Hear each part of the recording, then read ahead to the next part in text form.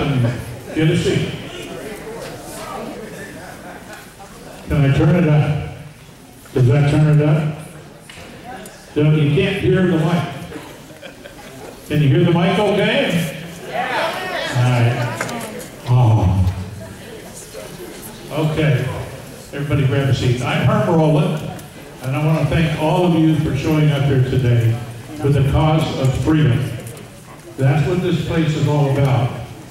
To try to teach the people of our country why we're free, how we got free, and what we have to do to stay free. And so this is a big part of it here today. We're tickled to have the 102nd U.S. Colored Infantry Group here, the reenactors of the Buffalo soldiers, and you're all welcome to talk to all of them, ask them all the questions you can, and we're here to learn. And we're here to appreciate the freedom in our country. So thank you very much for coming. And right now I'm going to turn it over to Paul. Paul, Mr. Paul, the boss man.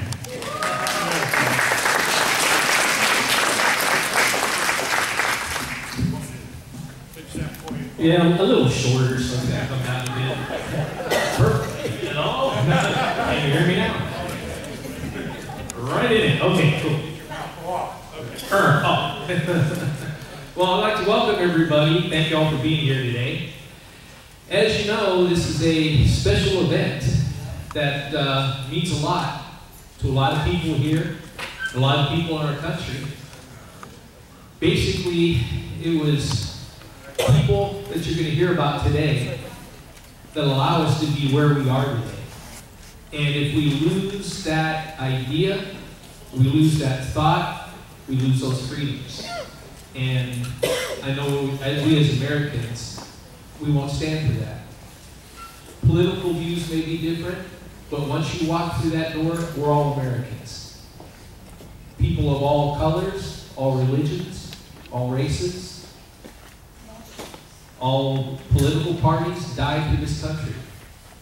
And we're here to talk about a little bit of that and talk about some of the things that keep us free. Well, what I'd like to do is have everybody please rise for the posting of the colors.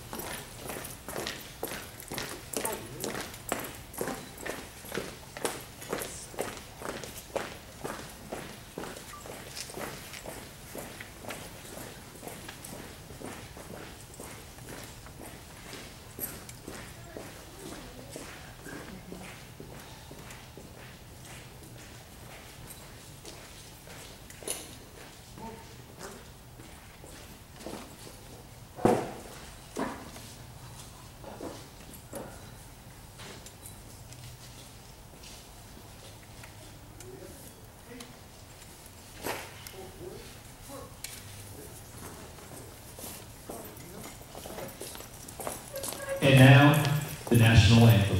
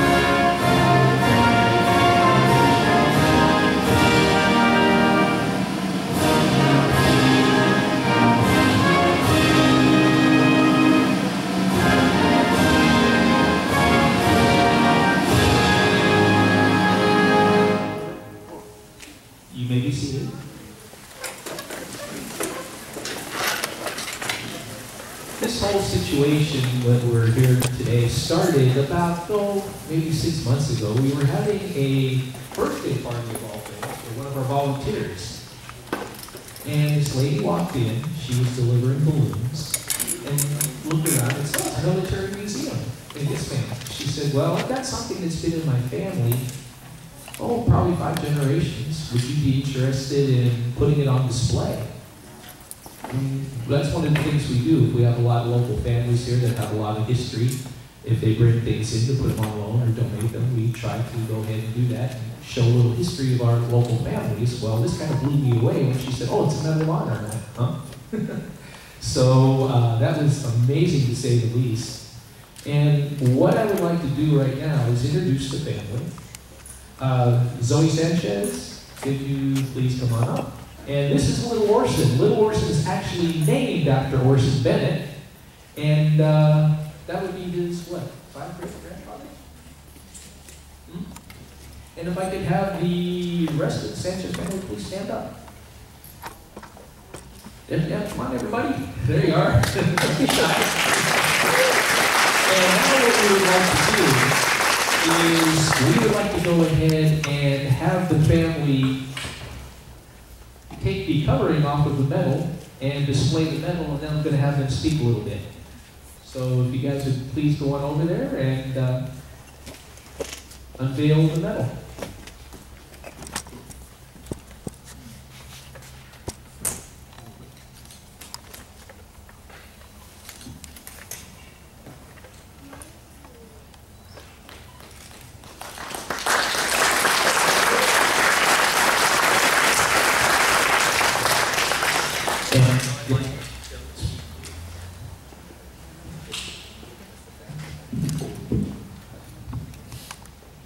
Thank you. My name's Heather, and I'm Zoe's mom, and it is actually my maternal grandfather.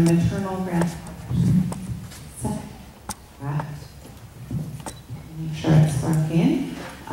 Is Orson Bennett, and I found out about the medal when I was about 20 years old, and my grandmother said to me, "Oh, I have something special that I would like to give you," and she pulled it out.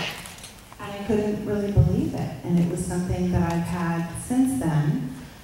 It was not in great shape, as Paul probably knows, because he's probably the first person that saw it when Zoe brought it in. The paperwork that came with it had been folded, it was a bit tattered. I had always wanted to do something with it, but yet my daughter took care of that for me, and also her husband and her husband's family, and his parents, because they have a military background, and I think they really saw that it was a special medal and that we should have a way to celebrate that in public. So I really want to thank my daughter, and I want to thank Paul, who has been so kind and supportive and helpful when he made a call to me after he'd been working with Zoe and said, "Do we have your permission to restore and preserve the medal?" And I have to say, when it just lifted that off, it doesn't look anything like it looked when it was in the plastic bag that my grandmother gave it to me. So she would be honored to be here. Thank you all so much for coming. This is a special day. I too am very proud of the fact that we live in a country that we live in, and that there are thankfully not too many occasions, but some in which we have to defend our freedoms. And so I thank Orson Bennett, and I thank all of you, and thank you so much to any other person in here that has served in the armed forces on behalf of our country. And thanks for having us today.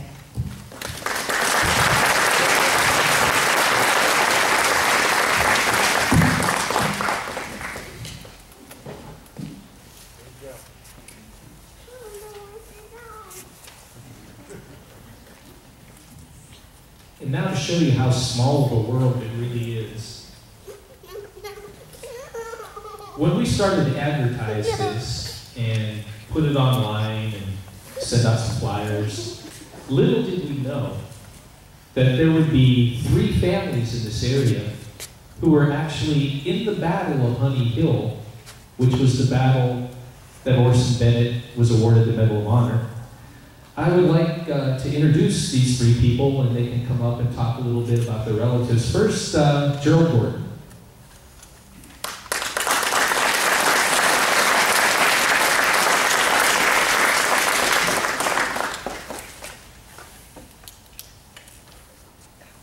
First off, I would like to thank the Roland Freedom Center and you, Paul, for this opportunity to tell my story. My family member, and I have the casualty sheet, was in Company H, 35th Regiment of the United States Colored Troops. He was wounded in the Battle of Honey Hill on November the 30th, 1864. He was recruited June 16th, 1863 in Roanoke, North Carolina. The document here says that he was a slave. When the Union Army approached this location, the Confederate Army was outnumbered. The Union Army came into Roanoke, North Carolina. They told the slaves, do you want to join the Army? And if you do, you'll be free. I had 3 family members there, and they all joined the Union Army.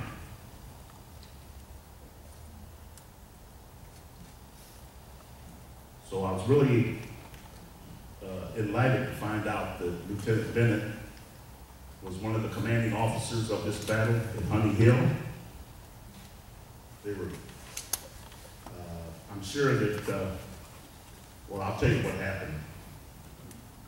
There were 4,000 black Union soldiers. They had to cross a swamp. The Confederate Army numbered a little bit over 1,000, but they had cannons. They were dug in. They waited for these guys to hit the swamp, and they fired them. And they wiped them out with the swamp. The Confederates captured a couple of Union cannons. Lieutenant Bennett and his men went in there, and they captured their cannons, and he brought them back. My other family member, his name was William Etheridge. He was the brother of George. He joined the Union Army June 22nd, 1963. He was a slave. He was killed September 29th, 1864, in Deep Bottom, Virginia. He was hit with a cannonball. He died on the battlefield along with thousands of other black Union soldiers. Their remains were buried right there on the battlefield. Our family never were able to find out where, but his remains are there somewhere on that battlefield. I just want to let you know that my people, we fought hard for this country, and we died for this country. And I left my blood in Vietnam too, but I'm happy to make it home. And I just want to thank you, Paul, for this opportunity. Let me tell my story. Thank you.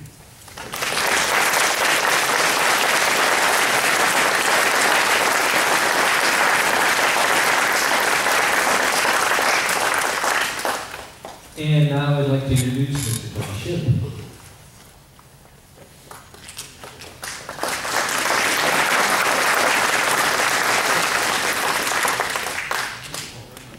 I appreciate the opportunity to come here and speak before you. It's been a blessing just to get this information and hear everybody else's stories. My story is pretty quick, but I'm a veteran from the Air Force. My dad was in World War II, and I had a great-grandfather in World War I. And I was doing some research on Ancestry.com, come to find out that I had a relative who was in this battle. In fact, I had 2 of them. We were both freemen out of Ohio, and they joined the 55th Massachusetts Regiment. It was a sister regiment of the 54th. And they served, I guess, a couple of years. But the one individual, one was James, and the other was John. And James was an individual who was killed, I should say, died of his wounds in the battle. He was shot on December the 30th, 1864, and he died of his wounds on December the 10th of 1864. So I'm really proud to even say that my family participated. I didn't know that till this year, so it was exciting for me. So thank you. Thank you, Tony.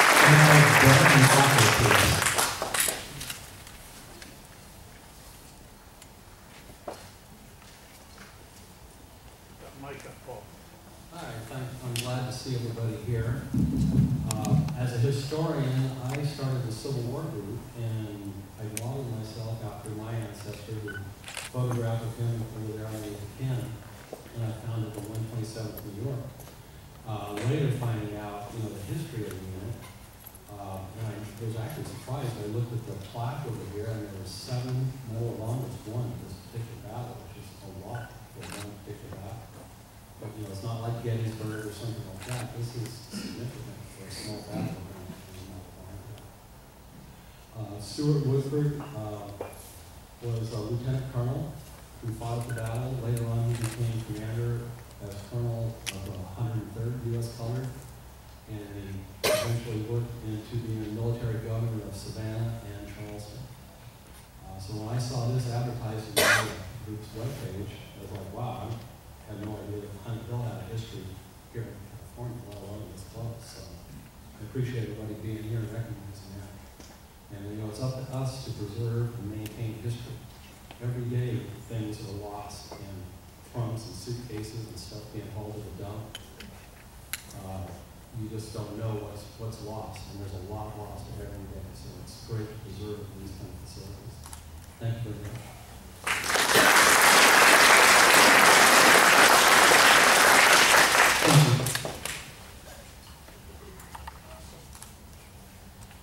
Okay, now I'd like to talk about our speakers.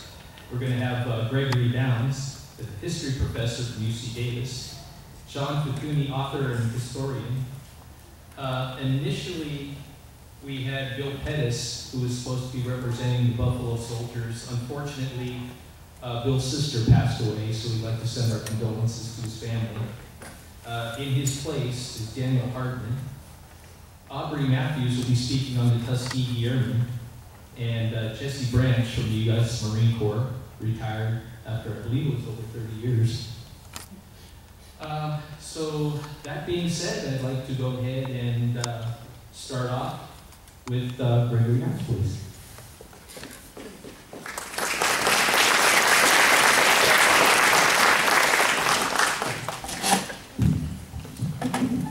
Good afternoon. It's great to see you all. Am I ready to raise it some?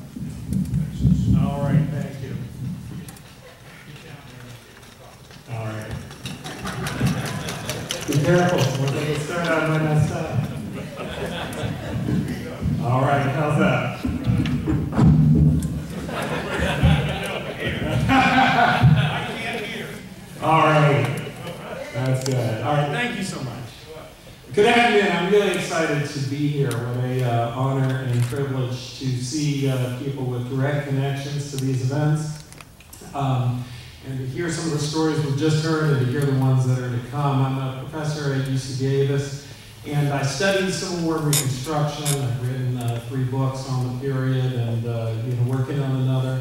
And I was also instrumental in a site I'll talk about briefly in here, which is the creation of the first ever national park site devoted to the period immediately at the end of the Civil War, which is the Reconstruction Memorial at Beaufort, South Carolina, which was commissioned in January 2000, or proclaimed in January 2017, and is now the center of efforts to incorporate Reconstruction in the national parks. So I'm really honored to be here, and I'm going to talk some about some of the context of how the forces that led to a moment like Honey Hill, that led to the creation of black military units during the Civil War, and that led to people like Bennett being named as officers over those units, and also what the purposes and point of the battle were. So that there's sort of two questions that are meeting. One question being, how will the U.S. End up bringing its force to bear against the Confederacy and to try to undercut the Confederacy's support? And the other being, will the U.S. in that effort accept the offers of the tens and then hundreds of thousands of black men seeking to participate in a war that they saw as about their freedom? So those are the things I'm going to focus on today. And to give a little bit of the background of how where this came from, in every war that the U.S. had fought from the Revolution on, black men had served in the wartime effort. But at the end of each of those wars, the Army had, as it discharged as volunteers, returned to a regular Army that was by law all white. And so when the southern states began to secede, following the election for some and the inauguration for others of Abraham Lincoln, and on the fear that Lincoln would utilize the powers of federal government to prevent slavery from spreading and to contain its strength, as they began to secede, the U.S. Army did not have any known black soldiers, or at least publicly known black soldiers in its regular units. And as people left the Army to join the Confederacy, the question, hung in the air. We know that from the first days of the war, even before Bull Run, when Benjamin Butler leads troops from Fort Monroe into the town of Hampton, as Virginia's voting to secede, that enslaved men cheer the U.S. Army on and say that they know that it is there, that the battle is about slavery and their freedom. And we know that at almost the same time around Pensacola, similar senses that the war is about freedom and that black men should and deserve and want to have a part in it. But for the first year, this wasn't the policy of the government. There were pleas, there were efforts to volunteer, but not the policy of the government. In the summer of 1862, the Congress passes two bills that empower Lincoln to act upon these two great questions, one of which being the end of slavery, the other the role that black men can play in it. And so in sister bills, the Second Confiscation Act provides Lincoln with the justification to issue the Emancipation Proclamation, which he writes days later, though he doesn't issue until the Battle of Antietam, a short time after. And the sister act is called the Militia Act, which authorizes the president to enroll black men in the Army. And so in the summer of 1862, this power sits out there. And as of yet, Lincoln hasn't yet at this point acted, but people start to act as if this is the case. Out in Kansas, a militia unit is formed of African-American soldiers. That's a state militia that will be utilized in support of the federal effort. Around Beaufort, South Carolina, the place that I mentioned, the military commander begins recruiting troops under the assumption that Lincoln will eventually sign off on it, and these become the first black units recognized by the U.S. Army. And Beaufort is the site of this spot, and the place where the 102nd will deploy from, and the site of the park that I mentioned, because it's really the most important place for black freedom in the Atlantic coast at this time. Ever since the U.S. had captured Port Royal in the fall of November 1861, the sister town to Beaufort, planters had fled from the islands, including Hilton Head, famous now as a resort island, but then a plantation island, had fled from 200 plantations. And 10,000 formerly enslaved people on those islands and in and around Beaufort, claim their freedom. And many others run in toward the town of Beaufort, which becomes an organizing place, the command center of the Department of the South, and also an organizing place for people seeking to shape the experience of freedom. Robert Smalls will serve 10 years in Congress, among many other distinguished achievements. Harriet Tubman will come down to Beaufort. Harriet Jacobs will come down to Beaufort. Numerous leading figures, teachers, and Laura Town and others will come into Beaufort, as well as Prince Rivers will go on to, after service, to become a distinguished politician, and Thomas Wentworth Higginson. And meanwhile, on those islands around, the islands of Hilton Head, the islands of St. Helena. There's a new experiment in what freedom will look like.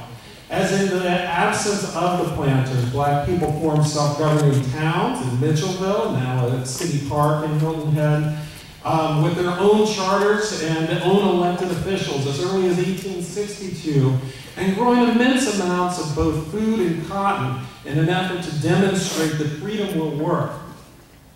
It's in those areas that become the basis for early units recruited of black men into the Army, including the 34th USCI that served at Honey Hill. And this is the area that, as I said, is now the site of the National Park Service's first ever site devoted to Reconstruction. Eventually, about 180,000 black men will serve in the U.S. Army and 20,000 more as sailors in the Navy, providing a crucial boost in Army enlistments in 1863 and 1864, as the initial waves of enlistments are running out, providing a boost in enlistment exactly as the Confederacy has seen its numbers shrink, and saving a number of northern states from conscription by filling their quotas. And interestingly, the Confederacy is almost alone in world history in refusing to offer enslaved people freedom in exchange for service. Almost every other slave society in the Atlantic world, and going back into Greco-Roman times, has made this offer. The Confederacy refuses until the war's final days, which really shows the depth of its commitment. As a leading Georgia politician says, if slaves will make good soldiers, our whole theory of slavery is wrong. And formerly enslaved people, like those in South Carolina and the people joining the others, aimed to prove exactly that the whole theory was wrong. Northern state governors, some responding to deep political commitment to abolition, like John Andrew in Massachusetts, others seeking to fill their quota, start to lobby for increased enlistment of African American soldiers. Massachusetts, the most famous of these, we've heard about. You know about the 54th, preserved in the film Glory, and we've heard about its sister unit formed immediately after, the 55th, Massachusetts. 54th, of course, and 55th both had soldiers recruited into by Frederick Douglass, and two of his sons served in the 54th. And that unit and its service there at Battle of Fort Wagner would later be immortalized. 54 does appear at Honey Hill, but the 55th would be much more central to the efforts. Now, the 102nd USCI that Orson Bennett joined had a different history. It's the only black unit formed out of Michigan, and it's formed in February 1863, so not long after the 54th Massachusetts. Enrolls about more than 800 men, of whom studies show that some were formerly enslaved people who'd run away to the north, some were free black men of the Michigan and upper Midwest, and a number were free black men who had moved to Canada from the United States in the 1850s out of doubts that they could live freely in the U.S. following the Dred Scott decision in the 1850 Fugitive Slave Act. As Michigan searched for officers, while there would eventually be black officers in some black units, in the early days there were mostly white officers. There's a range of different ways that people get selected for officers, including both their training, their excellent records. For many states, it's chosen because of their sympathy to the cause. Some are famous abolitionists or family members of famous abolitionists. And then, I don't know the exact, configuration of those values that he had, but he is selected as one of the officers. And when they leave after their winter training, they leave Fort Beaufort in early 1864, and then duty in Florida. And then they're recalled to Beaufort. So why did they, in order to be part of this effort that will eventually lead to the Battle of Honey Hill? So how do these different units from different parts of the country, the 34th USCI, the 102nd USCI, the 55th Massachusetts, a number of other units, end up at Honey Hill, which is near Grahamville, not a particularly central place in South Carolina, even for South Carolinians. It's on the Broad River, but what mattered for it was that it was on the Charleston and Savannah Railroad.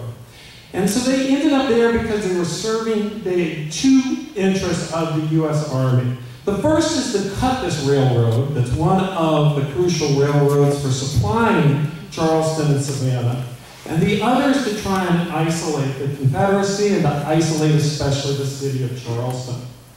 So in fall of 1864, William Sherman, as Major General William Sherman, is leading his march to the sea from Atlanta. After the surrender of Atlanta in September 1864, Sherman aims to cut across eastern Georgia in a way that he hopes will convince the political leadership of Georgia to surrender, and that he and Lincoln are seeking ways to convince individual states to stop fighting and thus cause the Confederacy to crumble. To accomplish this, Sherman tells his men to march speedily and with destruction across Georgia. Not all, despite Gone with the Wind and other propaganda, not all the fires are set by the U.S. In fact, the biggest fires in Atlanta are set by the Confederates as they retreat.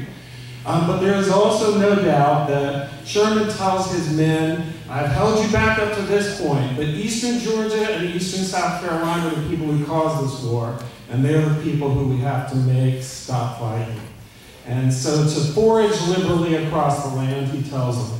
Also following with them are first thousands and then more than 10,000 free people. And Sherman and his men repeatedly tell them, you don't have to follow us, you're free. And what they say is that as soon as the U.S. Army marches on, Confederate troops will sweep in behind them, not to recapture places, but to either kill or capture and sell, as U.S. Army officers who watch this say, sell into the worst slavery imaginable in these last days of the war. So they're trailing Sherman's forces across Georgia, which is, creates sort of all kinds of interesting questions. Sherman is driving as quickly as he can to Savannah, and to try and break the hold on Savannah, and then to be able to send a message to his real ultimate objective, which is South Carolina and Charleston. So he's on his way there. Georgia's refusing to surrender, even though they can see where things are going.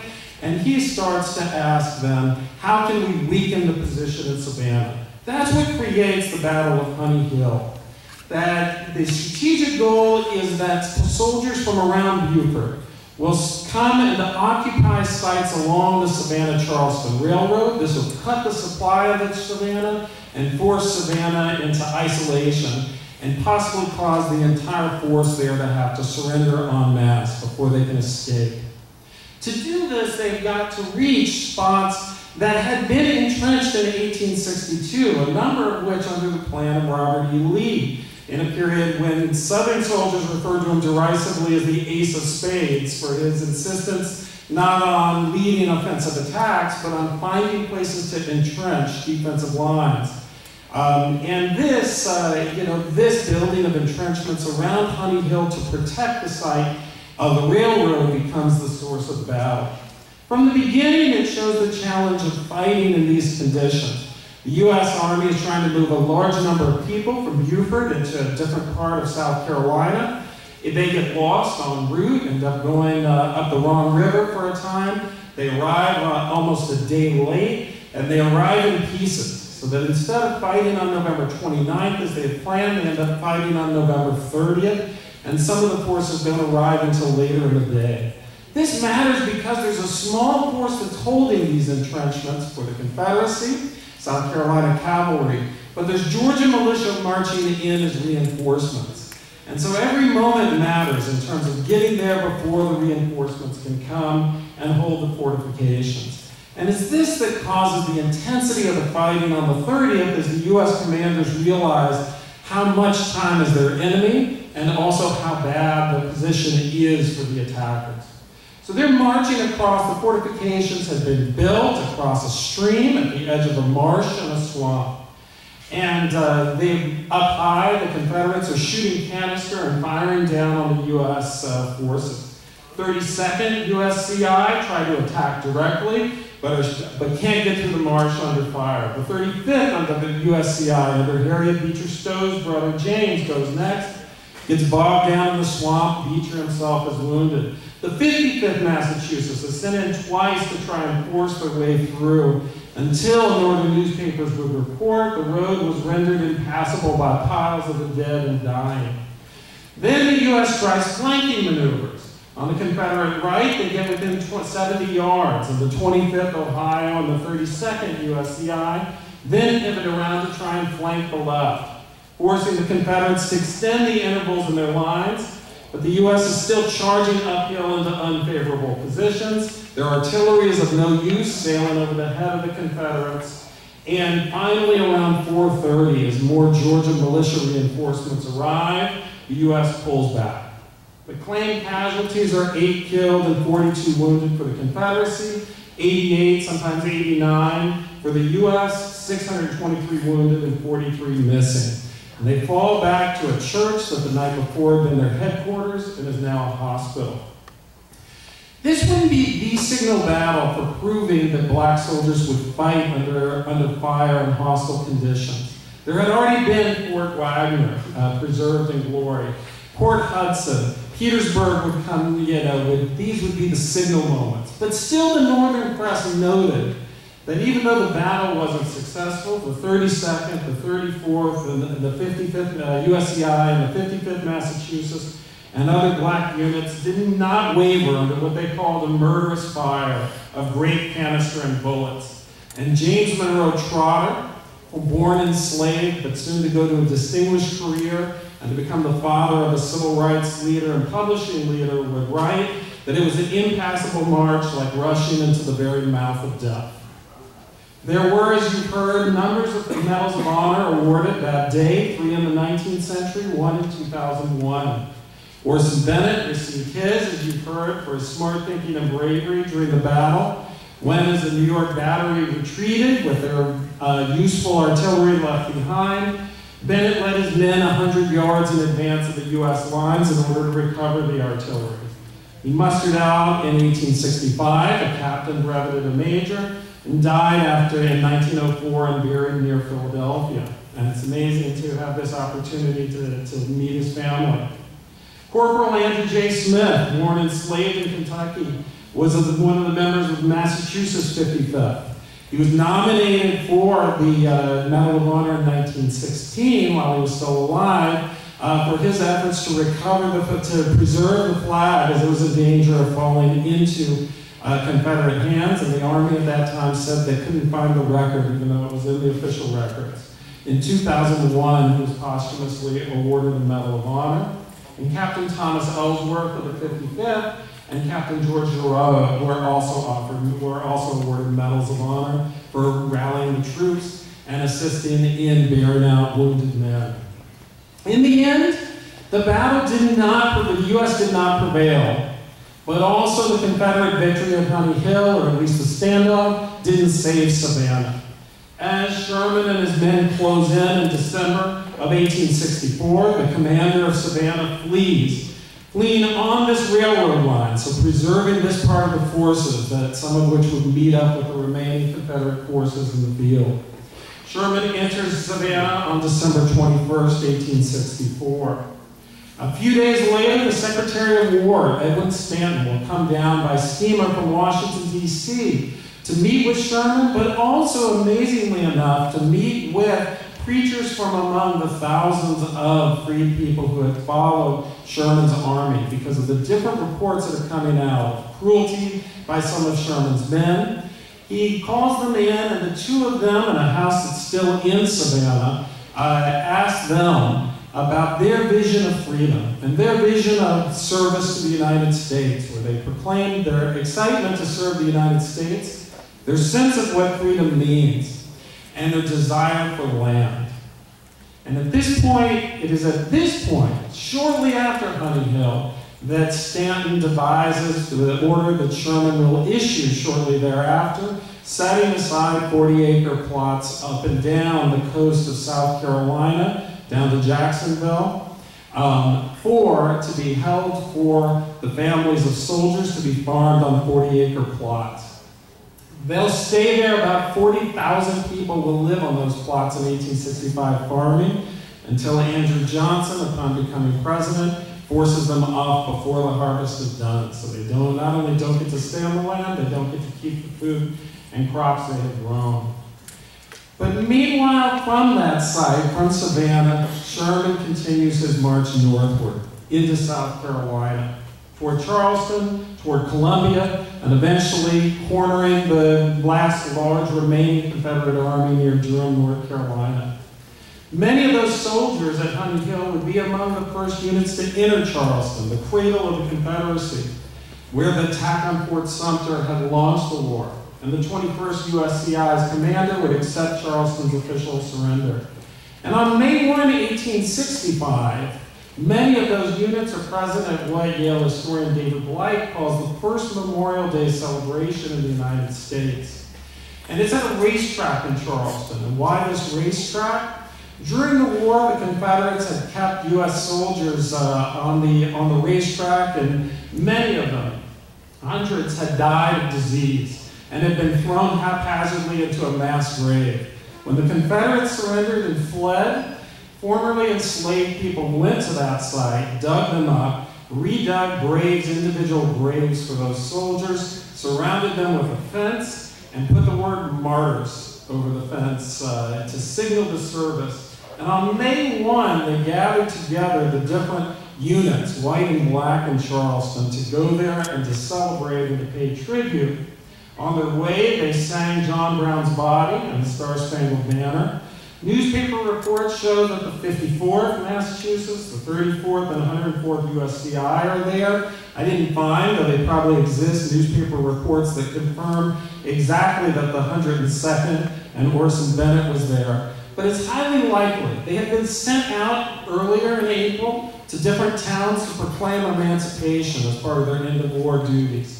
They would do so again in early May. But in between, around May 1, 1865, they returned to Charleston. So it's hard for me to believe, given what they had experienced and what they believed it was for, that they weren't there. So I want to close with that sense, both of the battle, of the importance of the service, but also of the likely presence that many of these people, the ancestors of people here, there on what David Blight, Yale historian, calls the first Memorial Day in American history, to celebrate the victory in the war and the sacrifice of the people and the sacrifice for the freedom as they understood it. So thank you all so much.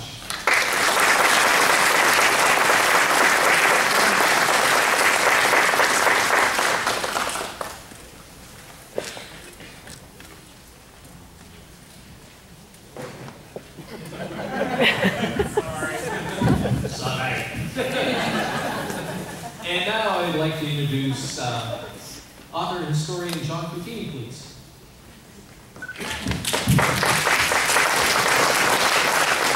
And I'll let you adjust this.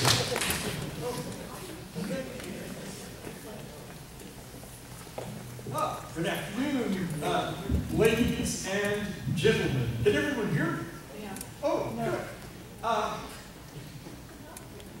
am going to.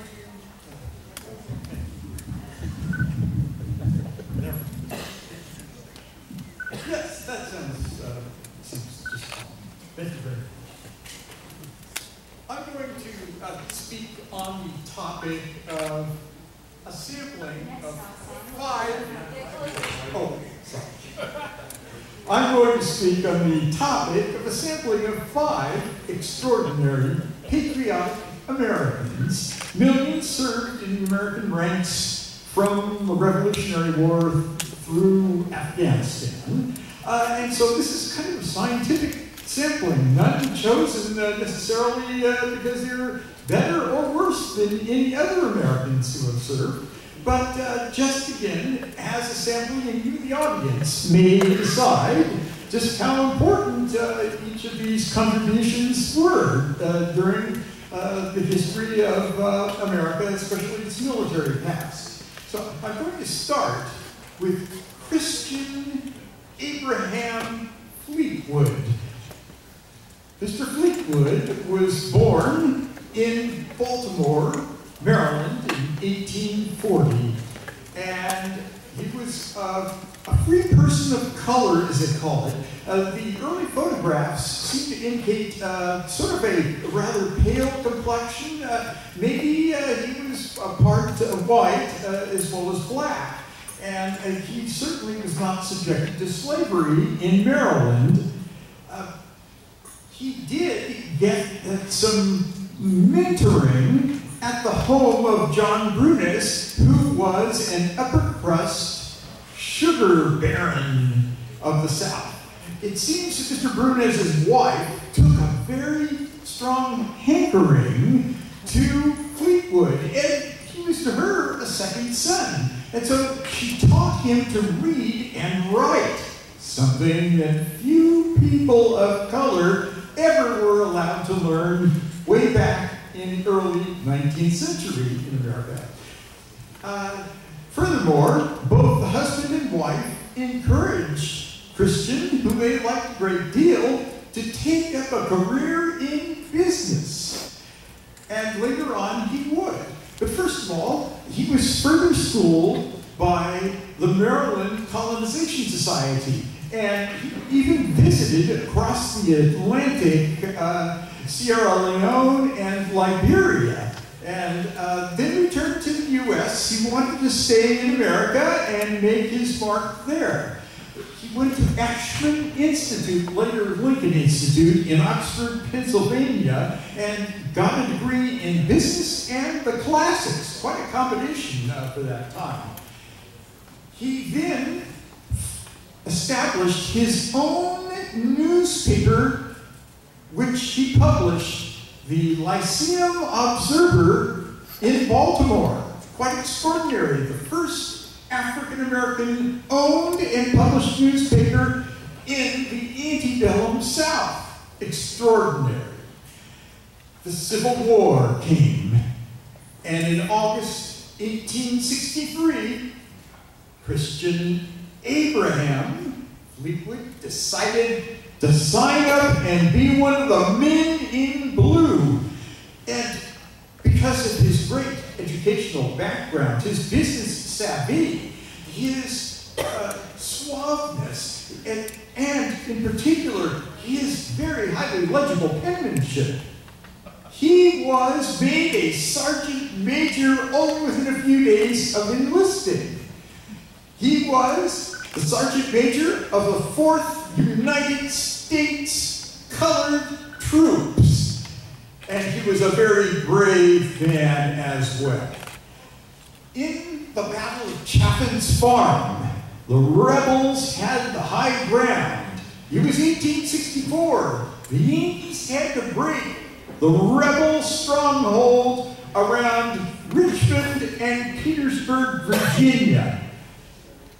The 4th charged and charged and charged again, but it kept being repulsed. The rebels had cannons on the high ground, and that was their ace of spades thus far in the battle.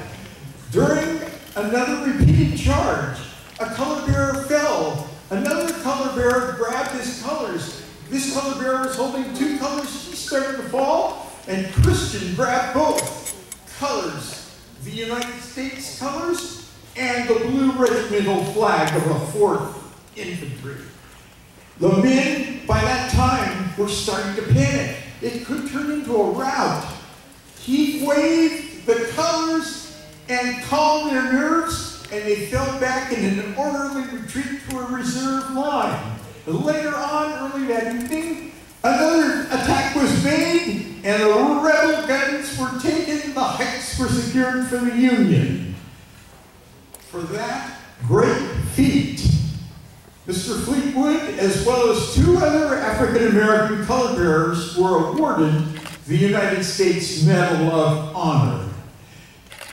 After the Civil War, when he was honorably discharged, Fleetwood decided to form a colored National Guard in the capital, Washington, D.C.